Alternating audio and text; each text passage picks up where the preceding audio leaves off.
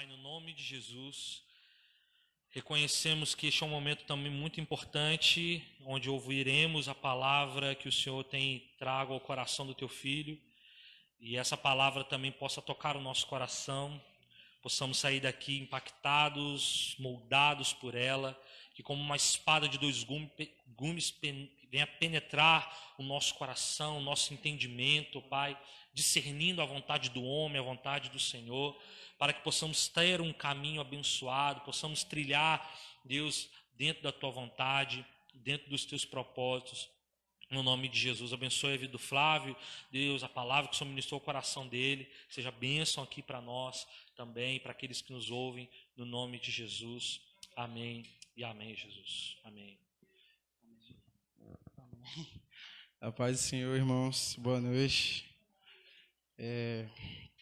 Eu queria compartilhar uma palavra que o Senhor falou muito comigo essa semana, e é engraçado porque parece que o pastor não leu meu esboço antes de vir para cá. Ele fala que a pastora Catherine que leu dele, parece que ele foi lá em casa e leu o meu, porque ele abriu o culto falando já o que o Senhor tinha colocado no meu coração, os louvores que a menina cantou. Não, foi muito doido. E isso só confirma aquilo que Deus ele já tem falado comigo. Acho que foi na sexta que eu fui conversar com o pastor, colocar algumas coisas na mesa, né? Tem um discipulado. E o Senhor colocou algo no meu coração naquele dia, amém? Eu queria que os irmãos abrissem a Bíblia no livro de 1 Samuel, no capítulo 16. Eu queria falar para quem está anotando, o tema é Eu te apresento o nosso Pai. A partir do versículo 5. Amém? Nesse momento, Deus ele tinha rejeitado, só para contextualizar, Deus ele tinha rejeitado Saul como rei e ele tinha falado com Samuel para que ele ungisse a Davi. E aí a gente vai chegar na parte em que Samuel ele chega na casa de Davi e fala assim, a partir do versículo 5, fala: Respondeu Samuel: Sim, venho em paz, vim sacrificar ao Senhor. Consagre-se e venha ao sacrifício comigo. Então ele consagrou Jessé, o pai de Davi, e os seus filhos, e dele os convidou para o sacrifício. Quando chegaram, Samuel viu Eliabe e pensou: com certeza é este que o Senhor quer ungir. O Senhor, contudo, disse a Samuel: Não considere sua aparência nem sua altura, pois eu o rejeitei. O Senhor não vê como o homem vê a aparência, mas o Senhor vê o coração. Então Jessé chamou Abinadab e o levou a Samuel. Ele, porém, disse: O Senhor também não escolheu este. Em seguida, Jessé levou Samã a Samuel, mas este disse: Também não foi esse que o Senhor escolheu. E Jessé levou a Samuel 7 de seus filhos, mas Samuel lhes disse: O Senhor não escolheu nenhum deles. Então respondeu a Jessé: Estes são todos os seus filhos que você tem? Jessé respondeu: Ainda tenho o caçula, mas ele está cuidando das ovelhas. Samuel disse: Traga-o aqui. Não nos sentaremos para comer enquanto ele não chegar. Jessé mandou chamá-lo e ele veio. Ele era ruivo, de belos olhos e de boa aparência. E o Senhor disse a Samuel: É este, levante-se e unja-o. Samuel apanhou o chifre cheio de óleo e ungiu a presença de seus irmãos. E a partir daquele dia o Espírito do Senhor apoderou-se de Davi. E Samuel voltou para Ramá. Amém? Senhor, eu sempre sou muito impactado quando se trata de paternidade, quando se trata do cuidado de Deus. E eu acredito que chegou o tempo em que Deus ele colocou algo no meu coração e eu queria passar um pouco para vocês sobre de como que eu conhecia Deus e como que eu ainda estou conhecendo Ele, como que Ele ainda tem mudado o meu coração e como Ele olhou para mim, como Ele olhou para Davi de trás das malhadas naquele momento. E eu espero que nessa noite Deus ele venha manifestar o amor que Ele manifestou para mim naquele dia quando eu o encontrei, quando Ele me encontrou. E eu queria que você parasse para refletir em quem você é nesse momento. Eu queria que você fizesse um exercício e você pensasse: quem sou eu dentre as bilhões de pessoas que estão no planeta? Quem sou eu dentre todas as pessoas que já nasceram e dentre todas as pessoas que ainda vão nascer? Quem sou eu dentre todas as pessoas que estão ao meu redor e aqueles que eu ainda vou conhecer? Quem sou eu? E antes que você tire a conclusão de quem você é, eu queria te dar uma resposta e falar que você é você e não existiu, nem existirá, nem nunca vai existir alguém como você. Não vai existir. Ninguém que nasceu é exatamente como você, ninguém que nasceu é como eu, ninguém que vai nascer vai ser como eu, e ninguém que jamais pisar nessa terra vai carregar os mesmos traços que nós carregamos. Cada um de nós somos únicos. Cada um de nós fomos especialmente projetados e pensados por Deus para sermos únicos. Cada fio de cabelo, cada olhar, cada sobrancelha, cada cor da pele, cada atitude, cada pensamento, cada personalidade nossa é extremamente única. Porque Deus nos criou únicos. E é engraçado porque Samuel, quando ele chega para ungir Davi, ele olha para o primeiro irmão e o nome dele era Eliabe. Quando Samuel ele vê Eliabe, ele fala: não, com certeza é esse. O cara, eu imagino que era um cara alto, um cara forte, um cara de boa aparência também, como Davi. E Samuel olhou e falou: não, se tem alguém para ser rei, deve ser esse cara. Então ele já tomou um de Deus e falou: não, eu não vejo como você vê. Então chegou o segundo irmão, e o terceiro irmão, e o quarto irmão, e o quinto irmão, e o sexto irmão, e o sétimo irmão. E a nenhum desses Deus se aprovou. E a nenhum desses Deus tinha escolhido para ser rei. Então Samuel ele pergunta para Jessé, o pai que tinha esquecido de Davi, o pai que tinha falado: ah, não, tem um caçula ali que eu não chamei. Imagina só, chega uma pessoa de extrema importância na sua casa. Vamos supor que chega um presidente na sua casa. Eu imagino que você ia querer que pelo menos todo mundo da sua família tivesse na sua casa. Você não esquecer, principalmente do seu filho. Mas Jessé tinha esquecido. Eu imagino que Davi, quando Davi chegou naquela sala, quando Davi chegou naquele ambiente onde os irmãos dele estavam, onde Jessé estava e tinha lembrado que ele tinha Davi como filho, eu imagino que Davi não chegou triste porque Jessé tinha esquecido. Eu não imagino um Davi triste, porque a Bíblia fala que ele era de boa aparência. Ninguém que é de boa aparência chega em um lugar triste. Ele era um jovem bonito, um jovem determinado. Eu imagino que Davi devia estar sujo por conta de cuidar das ovelhas, mas em nenhum momento a Bíblia fala que Davi estava triste por ser rejeitado. Porque acima de Jessé, Davi sabia que o pai dele era o pastor das ovelhas que o apacentava. Davi não era órfão, mesmo sabendo que Jessé tinha se esquecido dele. Cara, é muito lindo isso. Porque Davi podia muito bem se comparar. Ele podia chegar em casa quebrando tudo, ainda mais pro seu caçula. A gente sabe que, não é preconceito, mas o caçula ele é um pouco mais imaturo por ser caçula. Ele é mais novo, então ele podia ter chegado falando assim: ah, não sei o quê, Eliabe não me escolheu, esqueceu de mim, não sei do que, não sei das quantas. Mas não, Davi chegou lá de boaça. Assim, Samuel fugiu. Porque Davi sabia que ele não era órfão, cara. E o que me impressiona é que Davi em nenhum momento tenta se comparar a Eliabe. Davi em nenhum momento tenta se comparar a nenhum dos seus irmãos. E é exatamente o que cada um de nós fazemos. É exatamente o que a sociedade tem nos ensinado. E é exatamente o que somos ensinados desde que nascemos. Ah, não, eu vou ser igual ao meu irmão, porque meu irmão não sei o que, não sei o que. Ah, não, eu vou ser igual a fulano, porque fulano é bonito. Ah, não, eu vou deixar meu cabelo crescer, porque o cara quando deixa o cabelo crescer fica mais bonito. No meu caso, tô brincando. Ah, não, eu vou me adequar aos padrões da época, porque se eu ficar assim, assado, eu vou ser mais aceitado pela população. Ah, não vou deixar fazer a barba, porque se eu não fizer a barba, eu não vou conseguir. Irmãos, a gente tenta se comparar de todas as formas.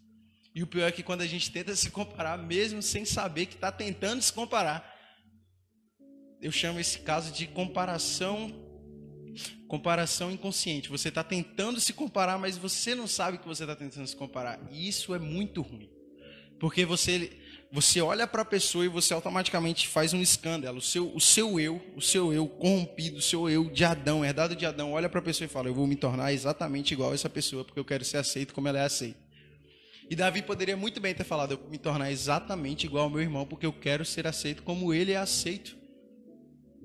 Mas não, Davi, ele vai lá e vai cuidar das ovelhas. Mas ninguém cuidava das ovelhas. Não fala que nenhum dos 7 irmãos estava cuidando das ovelhas.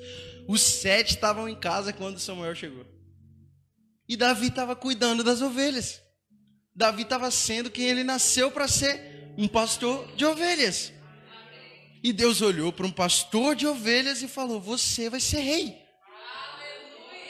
Porque ele não olhava apenas para o pastor de ovelhas, ele olhava para o espírito que estava dentro. Davi, ele podia ser pequeno, ele podia ser jovem, mas o que estava dentro de Davi era tão grande que matou um gigante. Então Davi, ele já olhava para frente. O pastor Johnny, ele sempre fala isso para mim nos discipulados. Ele fala: cara, você está vendo esse círculo, mas o que Deus está tentando te mostrar é esse círculo. Então, quando a gente olha para Davi no início, a gente fala: cara, o que Davi tinha, mano? E a gente descobre que Davi, lá na frente, ia ser o homem segundo o coração de Deus, uma referência de rei em Israel. E apesar dele ter pecado e ter falhado, porque ele é humano, ele ainda é um homem segundo o coração de Deus. Quando as pessoas vão se referir a Jesus, as pessoas falam raiz de Davi. Raiz de Davi, o homem está na genealogia. Epa, genealogia de Cristo. Caraca, essa foi... Ó, calma. Ele está na genealogia de Cristo. Ele está na história do próprio Cristo. Você tem ideia do que é estar na história do homem que dividiu a história? Porque ele era um pastor que estava onde ele deveria estar. Ele escolheu estar aonde ele deveria estar. Ele foi quem ele deveria ser. E é muito engraçado, porque quando eu olho para Davi, eu vejo um jovem, e um jovem que era extremamente maduro para a sua idade. E quando eu olho para mim, eu lembro que exatamente 4 anos atrás, eu estava sentado onde o pastor Johnny está. E eu estava dormindo.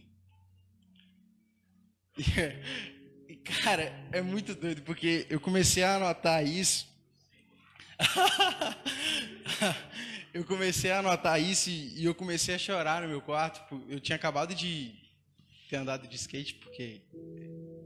pra fazer exercício, mas, cara, quando eu cheguei em casa, foi muito doido, porque Deus, ele me tomou de uma forma que foi um amor tão grande que eu não conseguia anotar, cara. Eu não conseguia escrever. Mas eu senti que ele queria que eu falasse, ele queria que eu contasse um pouco do que foi o Flávio há um tempo atrás. O Lorenzo aqui da igreja, ele costumava me chamar, quando ele chegava aqui, ele costumava me chamar de Pastor Flavinho. Ele me chamava de Pastor Flavinho, e aquilo me chamou a atenção, porque eu falei: como é que ele sabe que eu quero ser pastor? Porque não parece que eu quero ser pastor. E é engraçado porque se o Lourenço tivesse olhado para o Flávio de 16 anos, ele não chamaria ele de pastor. Porque, como eu falei, o Flávio de 16 anos vinha para a igreja na segunda cadeira, dormindo, porque os pais dele estavam enchendo o saco para ele vir para a igreja. Estavam enchendo a cabeça dele para ele vir para a igreja. Mas o Flávio de 16 anos queria ser como todo mundo de 16 anos era. O Flávio de 16 anos chegava na escola e ouvia seus amigos falar: nossa, cheguei do rock, não sei o quê, bebi até passar mal, e não sei o quê, a mina mais não sei o quê. Tudo menina feia, mas para eles era tudo... Tô zoando. Para eles era tudo... Vocês estão entendendo? O Flávio de 16 anos queria ser exatamente como os jovens de 16 anos eram. Pensando que a felicidade estava em uma noite, pensando que a felicidade estava em prazeres que iam passar no dia seguinte. E às vezes, quando esses colegas falavam isso, metade era mentira. Mas eu queria viver uma mentira disfarçada de verdade. Eu queria viver isso, eu queria olhar eu queria que as pessoas olhassem para mim e falavam: olha só, ele é só mais um cara comum. Porque ser um cara comum, naquela época, era ser aceito. E tudo que eu queria era ser aceito. E eu imagino que tudo que todo órfão quer é ser aceito, porque ele não sabe que tem um pai. E é aí o problema. Quando eu não sei quem é meu pai, eu busco ser aceito por todos aqueles que estão ao meu redor. buscando um pai. E adivinha, mesmo que você seja aceito por todos, você nunca vai encontrar o seu pai, porque ele não está lá. Ele não está no seu redor, ele não está onde você olha, ele não está no meio que você quer estar. Ele não está lá. Ele está te olhando. Ele está fitando onde você está e buscando que você se encontre onde você deveria estar e não querendo ser quem você não nasceu para ser. Deus não me buscou porque eu estava sendo quem eu nasci para ser, mas Ele olhou para mim e falou: cara, pelo amor de mim, deixa eu te ajudar, deixa eu te ajudar. E foi muito engraçado isso, foi muito doido, porque eu lembro de que eu queria ir para uma festa e a mãe não deixou eu ir para a festa. Aí o Eric até sabe dessa história. Aí minha mãe falou assim: eu tive um sonho que se você for para essa festa, você vai voltar carregado. Eu nunca tinha bebido na vida. Eu ia voltar carregado. E ela não deixou eu ir de jeito maneira. Não tinha deixado eu ir. Meus pais não deixaram eu ir. Graças a Deus que eles não deixaram eu ir. Que hoje eu entendo. Naquela época, não, meu pai e minha mãe, não sei o que. Hoje eu entendo, cara. Hoje eu entendo. Só que aí, um amigo meu fez aniversário. Aí esse amigo meu que fez aniversário me chamou para casa dele. Eu sabia que não ia ser uma festa de aniversário normal. Mas eu falei: olha, pai, eu vou lá jogar videogame. Eu vou lá curtir com os amigos. E eu tentei me turmar naquele momento, eu tentei ser quem eu não era. E ali foi a primeira vez que eu bebi. E a última também. Tô zoando. Foi a primeira de duas. Cara, foi... Eu não tô brincando. Foi uma latinha de cerveja, mano. Nem era cerveja, era outra coisa. Era Skol Beats, eu acho. Cara, eu fingi... Pra você ter ideia, eu queria tanto ser aceito que eu fingi tá passando mal só para que as pessoas olhassem: olha só, ele tá passando mal. Cara, eu sei que é idiota, eu sei que é engraçado você olhar e falar: nossa, como é besta esse menino. Mas é sério, eu tô falando sério. Eu tô falando sério, eu fingi passar mal para ser aceito, porque eu tava atrás de um pai, mas o pai não tava lá. Ele não tava lá. Ele não tava com meus amigos se divertindo entre aspas. Ele estava lá com os meus pais orando por mim. E agora eu entendo. E agora eu olho para trás e falo: caraca, mano, olha só. E você acha que eu parei por aí? Ah, não. Acho que eu vou de novo. E aí eu voltei para casa nesse dia. Foi muito engraçado. Não vou contar tudo. Mas depois de um certo tempo, com esses mesmos amigos, eu fui para um parque. Tomei outra latinha e passei mal. Dessa vez eu passei mal de verdade, porque não era pra mim aquilo, cara. Eu sabia que não era pra mim, eu sabia que eu não estava no lugar certo, eu sabia que não eram as pessoas que estavam ali, não era mas era a situação, cara, era o ambiente onde eu me encontrava. Algo não encaixava, é tipo aquela peça de quina do quebra-cabeça que você tenta colocar no meio. Vai ficar faltando peça, vai ficar sem encaixe, você não vai se encontrar ali, e eu não me encontrava ali. Então eu lembro que uns 2 meses depois, um tempo depois, desculpa, nessa mesma igreja aqui onde eu tô, o pastor Johnny, ele me chamou para uma viagem. E eu, revoltado da vida, tudo dark, sad boy, falei assim: eu não vou não. Por que você não vai? Porque eu não tenho dinheiro. Mentira, porque eu não queria ir. Porque eu não tenho dinheiro não. Aí eu falei para minha mãe: ô mãe, você acredita que o pastor Johnny me chamou para viajar? Falei: eu acho que ele me odeia, mano. Todo dia que eu chego na igreja eu tô dormindo. Quando eu não tô dormindo eu tô conversando. Quando eu não tô conversando eu vou embora. Como que ele me chama para viajar com tudo pago? E eu falo assim: não quero ir não. Aí minha mãe vai lá e fala assim: não, meu filho, vai lá, eu te dou o dinheiro. Se o problema é dinheiro, toma. Nem tinha dinheiro, mas deu o dinheiro. Eu falo assim: toma aqui, vai. Irmãos, eu nunca vi uma viagem de 306 quilômetros fazer tanta diferença na minha vida. Eu nunca vi, parece que eu fui para outro lugar. Véio. Eu entrei no carro, órfão, e voltei filho. Foi muito doido. Porque, cara, no momento que eu entrei naquele carro, eu percebi que eu estava exatamente onde eu devia estar. E a primeira coisa que eu ouvi: antes de sair, eu já tinha conversado com o pastor Johnny, ele tinha feito uma pergunta que tinha mexido comigo, sabe? Aquele tipo de pergunta que fala assim, faz sentido? Sabe aquela pergunta assim que fica na sua cabeça, batendo assim? E ele perguntou assim, quem é Deus pra você, cara? Mas é Deus, velho. Como é que eu vou falar quem é Deus? Mas eu falei, quem é Deus, cara? Quem é Deus? Quem é esse Deus que faz um homem como ele me amar? Quem é esse Deus que faz as pessoas se moverem mesmo quando as cadeiras não estão completas? Quem é esse Deus que nos dá calmaria em meio a uma pandemia? Quem é esse Deus? E eu entrei naquele carro com essa dúvida e a gente foi conversando e em nenhum momento a gente foi conversando sobre isso, a gente foi conversando sobre que profissão que eu sonhava, o que eu queria fazer, como é que era, que fomos ouvindo umas músicas muito da hora. E aí a gente chegou lá em Potiraguá e no primeiro dia ainda com resistência, que nada, não sou me converter não. Sou rebelde. E aí eu lembro que foi no segundo dia o apóstolo Rogério, ele ministrou à noite, cara. E não me pergunte, eu não me lembro. Eu só sei que naquele momento eu senti algo, mano. E eu tenho certeza que era o próprio Deus naquele lugar. Era o próprio Deus olhando pra mim e falando, filho, tá aqui a carta de adoção, já foi assinada com sangue, bota seu nome. Bota seu nome, apenas participa, apenas sinta o que você tem que sentir. E naquele momento eu olhei para cima e eu falei, cara, eu não tenho para onde correr. Eu sei que eu não vou para a festa porque não tem como.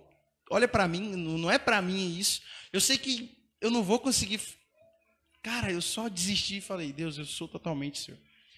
E a partir daquele momento eu não vivi no País das Maravilhas. Tiveram muitas lutas, muitos momentos em que eu quis desistir. Mas em todos os momentos Deus estava comigo. Em todos os momentos, eu sei que Deus ele olhava para mim e através das pessoas que Ele colocou ao meu redor, Ele continuava cuidando de mim. E é exatamente aqui que eu queria chegar, é exatamente onde o Senhor ele tocou profundamente o meu coração.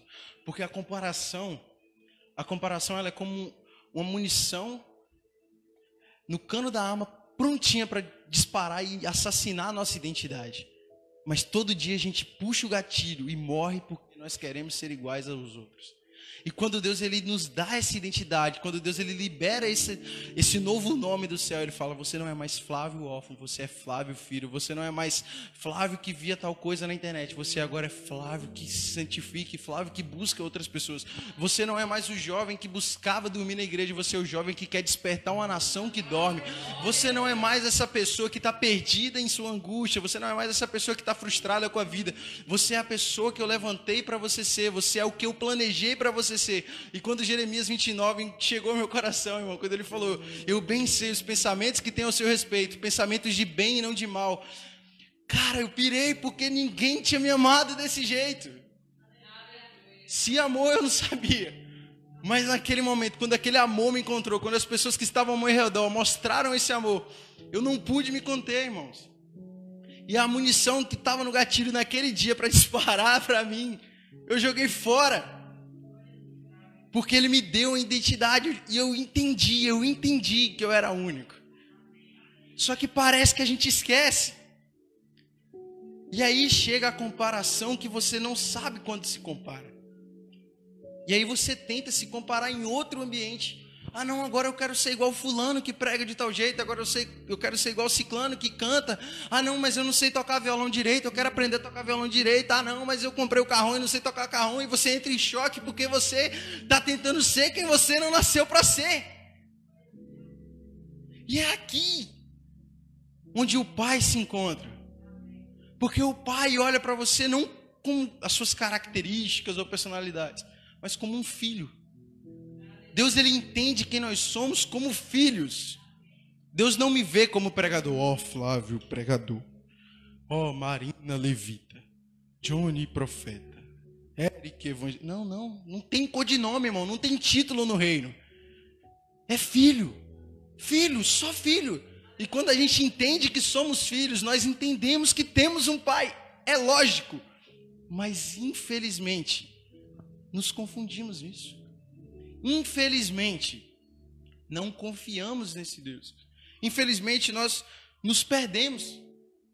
E tudo aquilo que a gente imagina à nossa volta se torna frustrante novamente. Mesmo estando aqui, irmãos, eu posso dizer que eu já fiquei frustrado por não ser igual a outra pessoa. Então, no discipulado com o pastor Johnny, parece que eu vivo com o pastor Johnny. Parece que eu vivo com o pastor Johnny, tô zoando. Mas cara, através das coisas que a vida ela tem colocado, e as coisas que Deus tem colocado na minha vida, melhor dizendo, através dos desertos que a gente tem passado, sabe?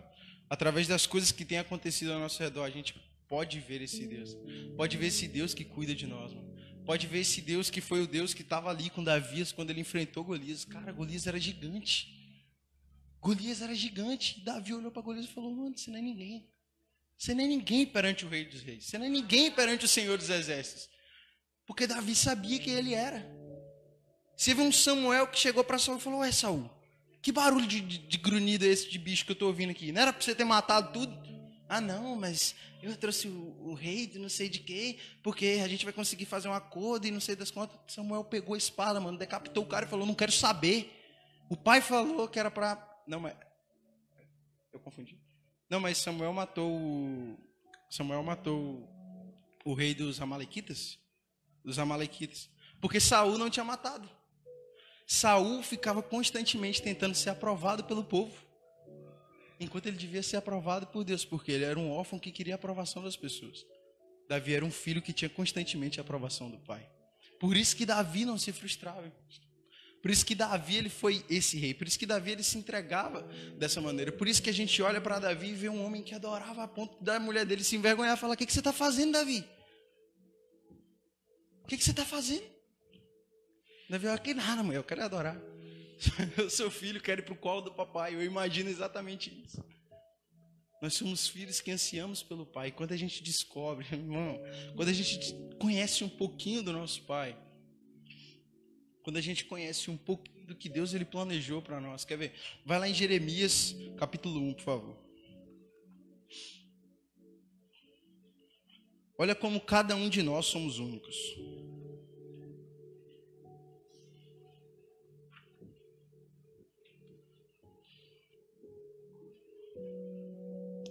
Jeremias, capítulo 1, a partir do versículo 4.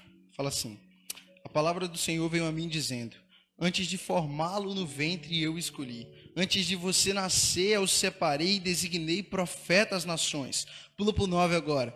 O Senhor estendeu a mão, tocou a minha boca e disse-me: agora ponho em sua boca as minhas palavras. Veja, eu hoje dou a você autoridade sobre as nações e reinos para arrancar e despedaçar, arruinar e destruir, para edificar e plantar. Esse sou eu e esse é você. Antes de ser formado no ventre da nossa mãe, Deus já sonhava com cada um de nós. Antes da nossa mãe estar lá, alisando a barriga toda boba: meu filho vai ser lindo igual a mãe. Antes dela estar lá fazendo isso, antes deles saberem que serão pais, antes de entender tudo isso, irmãos, Deus já tinha planejado cada um de nós. Ele saberia qual a cor dos nossos olhos, ele saberia como que nosso cabelo seria. Ele sabia. Ele sabia de tudo, irmãos. Ai, não. Ele sabia de tudo, irmãos. Ele já tinha planejado o caminho que nós deveríamos traçar. E você não acha, para e pense comigo, você não acha que é um desperdício nós, como filhos, planejados desde o ventre, desde antes do ventre, queremos ser como o outro que foi planejado para ser o outro? Você não acha que Deus olha para nós e fala: meu Deus, quando é que vai entender? Quando é que vai entender que nasceu para ser assim, mas quer ser assim? Quando é que vai entender que eu planejei para ser assim? Mas não, Deus, eu não quero ser assim. Eu quero ser assim. E aí fica parecendo aquelas crianças mimadas, sabe? Ah, não, Deus, por que você me fez assim? Por que eu não sei cantar? Ah, não, Deus, por que fulano tem dinheiro? Por que eu tenho que trabalhar? Ah, não, Deus, por quê? Por quê? E as perguntas aumentam, e as perguntas aumentam, e as perguntas aumentam. Um choque de identidade, porque não sabe que nasceu para ser o que Deus planejou para ser. Se nós entendêssemos o que Deus estava falando a Jeremias, a gente nunca mais se sentiria órfão. A gente nunca mais olharia para Deus e falaria, nossa, Pai, hoje tá barra. Mas a gente se entraria no nosso quarto e falaria, nossa, Pai, hoje tá barra, mas o Senhor tá comigo. Ah, não, hoje a ira me sonda, mas o Senhor tá comigo. Não, hoje eu queria pular daquele prédio, mas o Senhor tá comigo. Ah, não, Deus. Hoje foi, mas o Senhor tá comigo. Não, Deus, e o meu futuro? Não. Ele já tá lá. Ele sabe o que vai acontecer. Eu confio no meu pai. Quando a gente era criança, a gente olhava e chegava em casa, a gente ficava perguntando, pai, você fez a feira? Não, você sabia que tinha comida, por que você vai perguntar se seu pai fez a feira? Você é criança, você não precisa se preocupar. Você é filho, você não se preocupa com as coisas que o pai se preocupa. Então, para de perguntar para Deus como que vai ser a feira. Você é filho, apenas confia no pai. Ah, Deus, será que eu vou passar no Enem? Irmão, você tem que se preocupar com a eternidade. Eu não estou desdenhando do seu futuro, mas eu estou dizendo que se Deus, que é Deus que te planejou antes de você nascer, sabe o que vai acontecer no futuro, por que nós estamos ansiosos por Ele? Ansiosos. Por que estamos ansiosos por Ele? Ah, não, mas eu cometi tal erro lá no passado. Ah, não, como é que eu fiz isso? Como é que eu fiz isso? Irmãos, recentemente eu ouvi uma palavra que, foi um socão no meu peito. E ela falava assim, maturidade é não olhar para o passado com melancolia, não viver com amargura no presente e nem estar ansioso com o futuro. Porque em todas essas áreas, Deus esteve conosco. E Deus está conosco. De que adianta a gente ficar amargurado com o passado? Sendo que ele já passou. Então se arrepende, cara. Se arrepende, se leva para Deus e fala, Deus me perdoa porque eu fui assim. Eu não quero ser assim. Aí por causa do passado a gente fica amargurado. Ah não, também já foi, né? Fazer o quê? Ah não, já perdi, fazer o quê? Ah não, vou ser melhor também não. Ah, fez comigo, eu vou devolver. Ah não, fala alto. Oxi, eu vou levar desaforo para casa. Aí fica aqueles povo ranziza, com a cara fechada. Parece que nunca deu um sorriso na vida. Porque está amargurado, está com o espírito todo quebrado. Satanás está espancando todo dia, literalmente está comendo não o pão nosso, mas o pão que o diabo está amassando e dando. Ó, toma aqui, come, seu miserável. E todo dia a gente está comendo desse pão, porque não sabe que é filho. Quando Satanás falou, ei, você não é o filhão de Deus, ei, transforma as pedras em pães. Falou, cara, eu não vivo das palavras que saem da sua boca, eu vivo das palavras que saem da boca de Deus. Eu sou um filho, eu não preciso da sua aprovação, eu tenho a aprovação do próprio Deus. Eu faço o que meu pai manda fazer, eu estou onde ele manda estar. E se eu estou aqui é porque ele permitiu que eu estivesse. Se não tem pão para me comer é porque meu pai não quis que tivesse. Se ele quis, teria um banquete, como teve no final. O problema é que a gente tem dúvida, a gente quer barganhar com Deus, a gente acha que é o doutor estranho, chega assim, eu vim barganhar. Ah não, eu vou te dar tanto e o Senhor me dá tanto. Enquanto 10% é problema para a gente, irmãos. A gente não entende que é filho, porque filho é sustentado pelo pai. Ah não, mas vai faltar. Se faltar é porque você não tem pai. Se faltar é porque a gente não tem pai. Se ele falou, olha, você pode fazer prova de mim se eu não abrir as comportas do céu. Se eu não te abençoar. A gente olha e fala, vai faltar. Que faltar, irmão? A viúva deu 2 moedas, irmãos. 2 moedas. Eu imagino que os caras que tinham dinheiro chegavam lá com um sacão de dinheiro assim e falavam, toma aqui, ó Jesus. Ouro, prata, toma. E a viúva chegou lá com 2 moedas e Jesus falou, olha só. Ela está sendo quem ela nasceu para ser. Ela está fazendo o que ela nasceu para fazer. Ela é filha, por isso que a oferta dela me agrada mais do que a qualquer uma aqui. Porque a oferta dele só era para ser aceita. E quando a gente encontra esse Deus, cara, esse Deus que nos ama infinitamente, quando a gente começa a compreender esse Deus que a Bíblia cita com tanto amor, essa carta de um pai escrita para um filho, essa carta de amor de um noivo ansiando por uma noiva, essa palavra que é a verdade, que não é apenas a verdade, mas é uma pessoa, é o próprio Deus em nossa frente. Quando a gente começa a entender o que Colossenses 1:13, versículo 14 diz, porque eu os transportei do império das trevas para o reino do Filho do meu amor. Quando a gente entende que Deus, Ele nos tirou daquele lamaçal, daquela podridão, só quem viveu sabe, irmãos. Só quem viveu o que o pecado faz, só quem viveu o que é ser subjugado, o que é ser humilhado, sabe o quanto um amor de um pai faz falta. Só quem estava na lama, irmão, sabe o que é ser limpado pelo sangue do Cordeiro. Por isso que ele não volta para a lama. Por isso que ele não quer se sujar. E por mais que ele se suje, ele sabe que tem um pai para perdoar, mas não foi porque ele quis, foi um acidente. O pecado, ele tem que ser um acidente. Porque a gente sabe que a lama é suja, a gente sabe que aquilo não é para nós, mas não, eu vou lá brincar na lama. Só quem entende, irmãos, o que realmente Deus fez por nós, entende que é filho, entende que tem um pai, entende que ele cuida de nós, que ele nos limpa. Quando a gente entende o Deus que Isaías 1, versículo 18 diz: ainda que seus pecados sejam vermelhos como escarlate, eu os tornareis brancos como lã. Olha isso, irmão. Deus, ele está olhando para nós, por mais que você seja essa pessoa aí, essa bênção aí, esse ser aí, como é que você faz isso aí, ainda que isso aconteça, eu te amo e te limpo todos os dias. Olha, as misericórdias dele se renovam toda manhã. A sua graça é sobre nós todos os dias. Irmãos, ele não nos deu um passaporte para Nova York. Ele não nos deu férias para Miami ou para Havaí. Ele não nos deu um final de semana no Caribe. Ele nos deu a eternidade na eternidade. Esse é o maior presente que alguém pode te dar. Você tem ideia do que é ser jogado em um vulcão?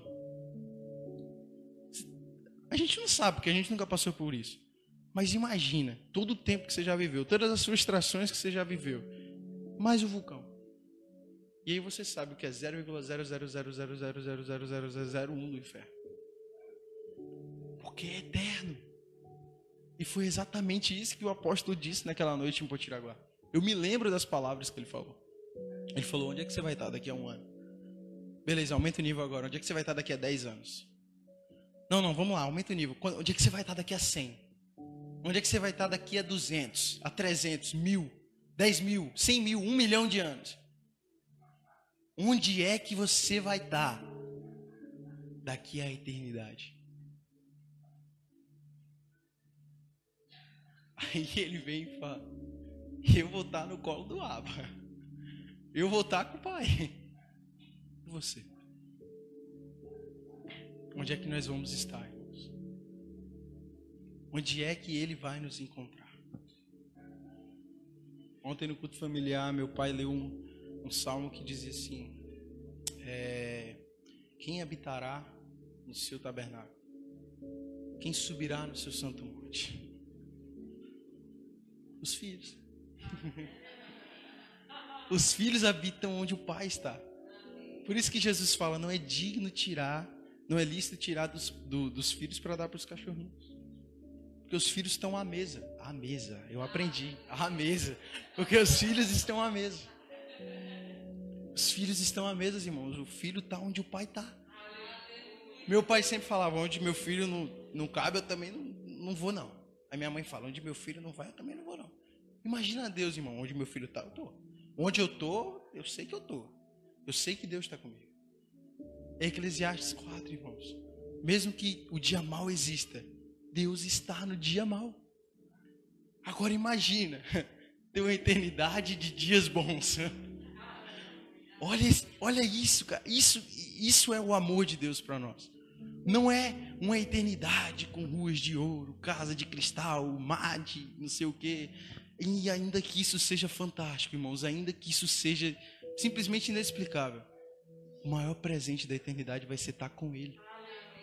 O maior presente da eternidade vai ser olhar para cima e falar: cara, é Deus. Já pensou você olhar para o seu melhor amigo e falar: olha lá, meu pai? Aí falar: meu pai também.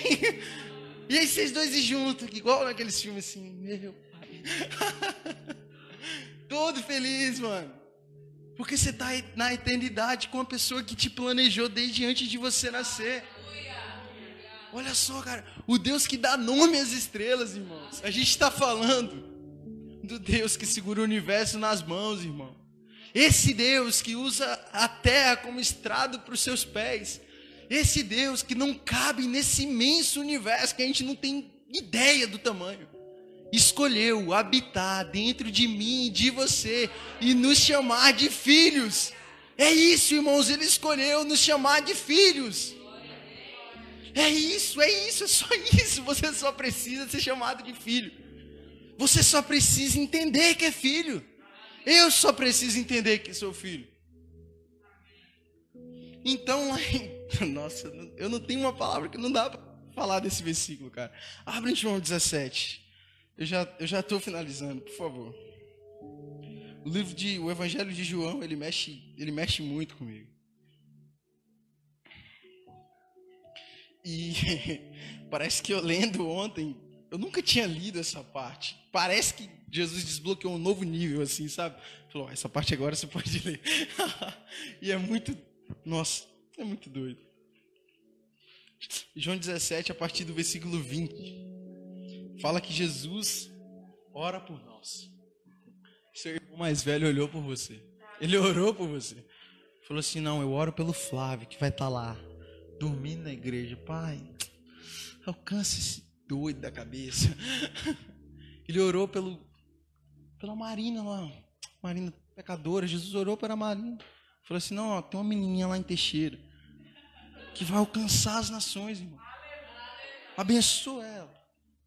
Ora, você tá achando que eu estou brincando? Olha só. Fala assim, ó, minha oração não é apenas por eles, pelos discípulos. Rogo também por aqueles que crerão em mim por meio da mensagem deles. Para que todos sejam um com o Pai, como tu está em mim e eu em ti. Que eles também estejam em nós, para que o mundo creia que tu me enviaste. Dê-lhes a glória que me deste, para que eles sejam um, assim como nós somos um. Eu neles e tu em mim. Que eles sejam levados à plena unidade, para que o mundo saiba que tu me enviaste e os amaste como igualmente me amaste. Olha só, irmão. Pai, quero que os que me deste estejam comigo onde eu estou e vejam a minha glória, a glória que me deste, porque me amaste antes da criação do mundo. Olha lá, é a confirmação do que Deus falou para Jeremias: antes de você ser criado no ventre da sua mãe, eu te amei. E é exatamente o que Jesus está falando: o Senhor me amou antes da criação do mundo. Pai justo, embora o mundo não te conheça, eu te conheço, e estes sabem que me enviaste. Eu os fiz conhecer o teu nome e continuarei a fazê-lo, a fim de que o amor que tens por mim esteja neles e eu neles esteja. Irmãos, a gente só precisava disso para viver o resto da vida feliz. Se a gente entendesse o que isso é, o que essa palavra diz, a gente nunca mais, eu estou dizendo nunca mais iria se sentir órfão. Esse próprio Deus que eu descrevi com toda a majestade, toda a glória, olhou para mim, olhou para você, antes de ser aquela célula lá, falou: eu te amo, você é meu filho. Você nem tinha nascido, eu nem tinha nascido. Ele olhou para nós e falou: eu te amo. E é esse defeito que nós temos, essa sofisma da comparação, esse engano em querer ser iguais, se transforma em unidade, não igualdade. Deus não nos chamou para sermos iguais, porque se Ele fosse para criar todo mundo igual, Ele criava todo mundo igual. Ele nos criou por sermos únicos, mas únicos com Ele. A minha unidade se junta com a unidade da Marina, a unidade da Marina se junta com a unidade do Eric, e assim vai espalhando, porque todos somos um com Cristo, e Cristo é um com o Pai, e todos assim formam uma família. É isso que Jesus estava dizendo. Ele não estava falando: Pai, eu quero que eles sejam um para que eles creiam que o Senhor me enviou, porque eu vou soltar fogo, porque eu vou curar nações. E não que isso seja errado, irmãos, isso é bênção. Mas ele falou que seremos um, porque somos uma família. Você olha pra mim e fala, olha, ele é filho do Flávio. Por quê? Porque ele é alto e anda desengonçado igual ele. É isso, irmãos. Eu me pareço com o Pai. Por quê? Porque eu sou filho. O mundo crê em Deus a partir do momento que parecemos com Ele. Como que mostraremos um pai? Sendo órfãos. Como mostraremos um pai que ama? Julgando. Como mostraremos um pai que ama? Odiando. Nós temos que condenar o pecado, irmãos, não o pecador. Porque o pecador somos eu e você na estrada de Samaria, todo quebrado pelo pecado, quando o samaritano chega e nos cura. E aí a gente, quando está curado, quer passar direto. Não, irmão, somos filhos. Somos filhos. Filhos não julgam, irmãos. Filhos amam, irmãos. Filhos são um com os irmãos. Não é justo, irmãos. Não é justo sermos como os filhos de Jessé, que estavam dentro de casa e não cuidando das ovelhas. Que nessa noite Deus ele venha olhar para cada um de nós, irmãos. Que nessa noite Deus ele venha, que nós venhamos deixar com que esse Deus, esse amor incondicional, com que esse Pai nos encontre e nos mostre a sua verdadeira paternidade. Ele nos mostra aquilo que Ele tem preparado desde antes de nascermos. Que a gente venha parar e pensar toda vez que a gente for se encontrar com Ele. Não é o presidente que está no meu quarto, é o homem, é o Deus que criou o universo. E esse Deus é meu Pai. Então eu não preciso me preocupar. Ah não, mas o dia foi ruim, eu não preciso me preocupar. Ah não, mas não foi do jeito que eu queria. Não preciso me preocupar. Não estou dizendo que a gente vai viver igual os Teletubbies, todo dia feliz. Não. Mas a gente vai estar, igual Eclesiastes 5 falou. Eclesiastes 5, versículo 20 fala que aos justos não se preocupam com a brevidade dos seus dias, porque Deus os mantém ocupados demais com a alegria que está em seu coração. O Pai nos mantém ocupados demais com o amor, a alegria que está em nós. Em nome de Jesus, feche seus olhos. Eu creio que essa é uma noite onde Deus ele quer nos alcançar e Ele quer revelar um pouco mais de quem Ele é para nós. Eu creio que assim como o Senhor me encontrou naquele quarto e Ele falou muito comigo, Ele me levou a lembrar de quem eu era, Ele me levou a lembrar tudo que eu tinha feito, não para jogar na minha cara, não para falar, não, olha só como você é ruim, não, mas para mostrar o quão bom Ele foi para mim, o quão Pai Ele foi para mim, o quão Pai Ele é para mim todos os dias. E todos os dias, apesar das provações, apesar daquilo que nós temos vivido, apesar das circunstâncias que o mundo tem nos colocado, todos os dias, Ele mesmo, esse mesmo Deus que dorme do nosso lado, esse mesmo Deus que faz cafuné à noite em nós, esse mesmo Deus que sabe de qual o nome das estrelas, se importa com cada sorriso e cada lágrima que eu e você damos. Esse mesmo Deus que habita dentro de mim e de você, quer ser chamado de Pai. Que nessa noite venhamos clamar pelo Abba, que nessa noite venhamos encontrar o Abba, que nessa noite o clamor dos nossos corações seja pelo Pai que nós procuramos nos vícios, pelo Pai que nós procuramos nas pessoas, pelo Pai que nós procuramos naquilo que o mundo nos oferece, pelo Pai que nós procuramos achando que o carro, que a mulher perfeita, que a família perfeita, que as bênçãos perfeitas suprirão. Não. Nós seremos supridos pelo Pai. O Pai cuida dos seus, o Pai cuida dos seus filhos. Nós não nos preocuparemos com o nosso futuro, porque Deus está lá, o nosso Pai cuida do nosso futuro. Não nos preocuparemos com o nosso presente, porque Ele é conosco agora e Ele cuida de nós agora. E por mais, ainda mais, que uma mãe se esqueça dos seus filhos, Ele jamais, jamais, jamais se esquecerá de nós. Em nome de Jesus, que esse Pai que me encontrou como um caminhão desgovernado, que me atingiu com um amor que eu nunca mais poderei ser o mesmo, venha atingir o seu coração, o meu coração, todos os dias, que o nosso espírito brade, que nós venhamos a cantar: Abba Pai, somos necessitados do Senhor, somos necessitados do Senhor, Deus.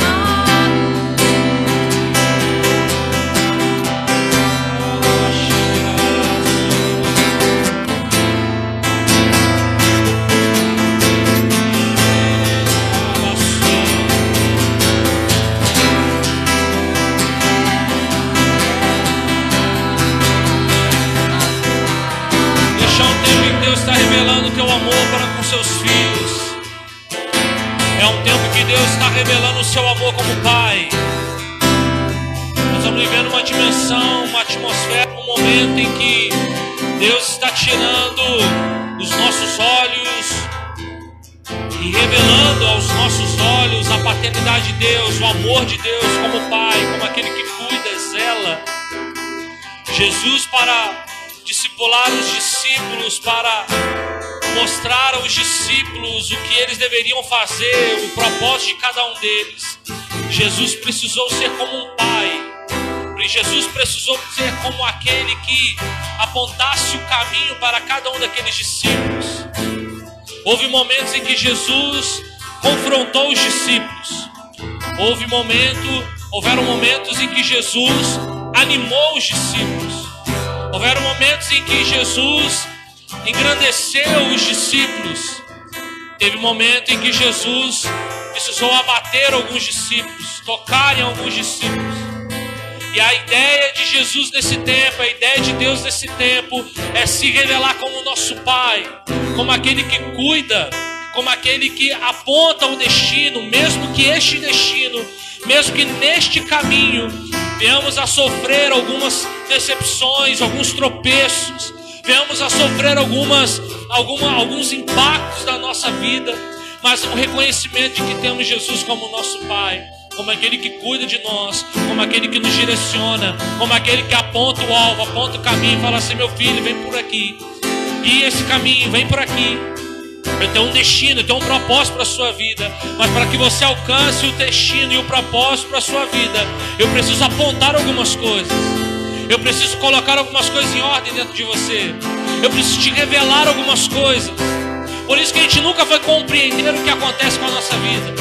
A gente fica buscando na nossa... Por que eu vivi isso? Por que eu estou experimentando esse momento da minha vida? Tudo isso é para que a glória de Deus se manifeste. É para que a paternidade de Deus se manifeste. É para que Ele se revele a você de maneira especial. Porque de maneira normal nós não vamos compreender. Então Ele permite com que a gente venha viver algumas perdas, algumas decepções. A gente venha sofrer alguns impactos, alguns baques na nossa vida. Para que Ele, como Pai, venha nos pegar pela mão e dizer: filho, vem por aqui. Eu vou te ensinar o melhor caminho. Eu vou te reposicionar. Eu vou te trazer para um lugar de luz, para um lugar de cumprimento profético. Eu vou te trazer para um lugar de alinhamento. Eu vou te trazer para um lugar, filho. E este lugar você nunca mais vai sair dele. Porque eu vou te ensinar.